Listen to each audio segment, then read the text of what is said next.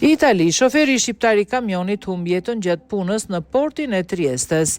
Një shofer kamioni shqiptar rreth 60 vjeç ka ndruar jetë mbrëmjen e së martës në spitalin Catinara në Trieste, Itali.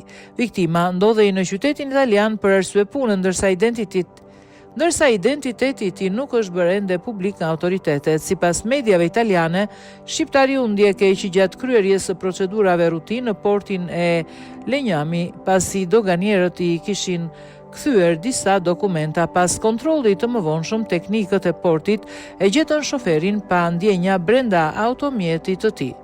Menjëherë nisën përpjekjet për ta nxjerrë nga kabina e kamionit, një proces i vështirë për shkak të trupit të tij. Pasi u nxorr, shërbimet e urgjencës ndërhyn duke arritur ta rikthenin përkohësisht në jetë me ndërhyrje të specializuara, por gjendja e tij ishte kritike që në vendngjarje shoferi u intubua dhe u transportua me urgjencë në spitalin e Triestes, ku fatkeqësisht ndroi jetë pak pas mbëritjes. Shkaqet e vdekjes mbeten ende të paqarta, ndërsa autoritetet kanë nisur hetimet dhe priten rezultatet e ekspertimit mjekoligjor.